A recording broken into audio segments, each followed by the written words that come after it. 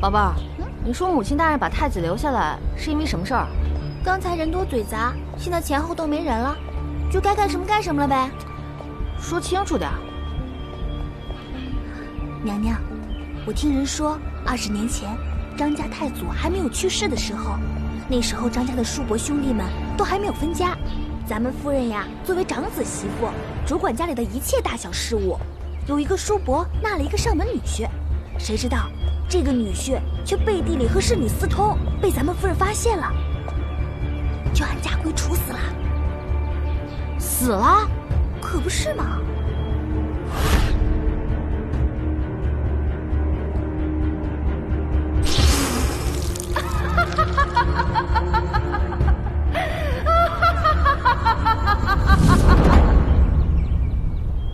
好歹现在我也是个衣食无忧、吃皇粮的人，齐胜要是死在张家，那我岂不是要给他殉葬？宝贝儿，饭我先不吃了啊！娘娘，不要，千万不要！齐胜你可不能死啊！我可不想给你殉葬了！不要！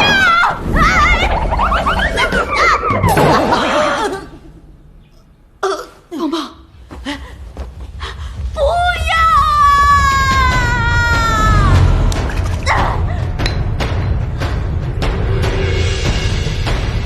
棒棒，你做什么？母亲，你千万不要做傻事啊！张婆婆，你又搞什么名堂？不用急着谢我。太子殿下，您还是先回去吧。我刚才跟您说的话，请您放在心上。您放心，您说的事，我会尽快办成。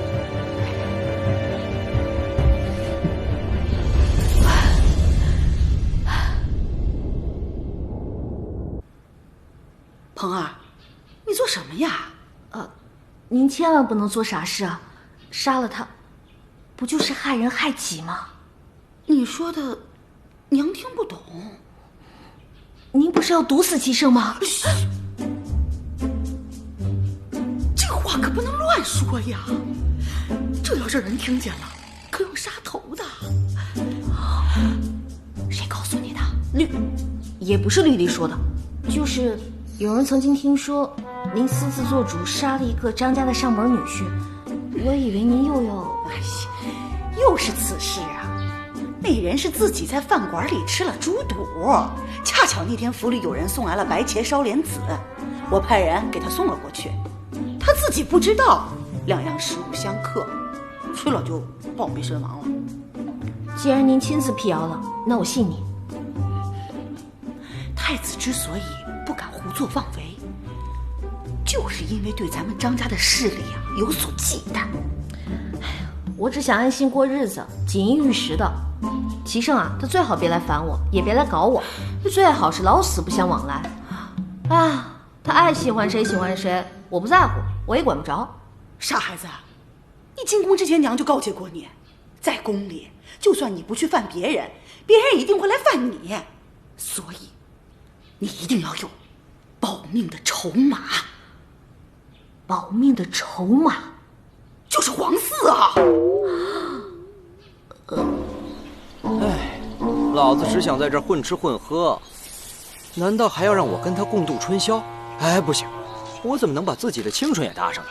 我和齐胜，啊，西吧，还是坐起来吧。太子。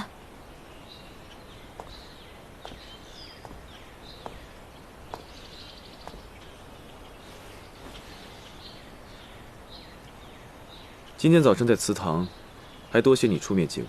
那不算什么，太子殿下，我还有事儿，我先走了。坐下，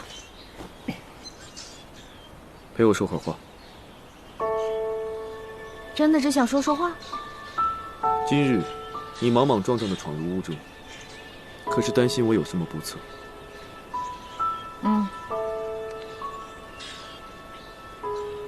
你果真是和从前大不相同。今日之事，你倒比从前通情达理、善解人意了许多。如今，你是越来越吸引我的注意了。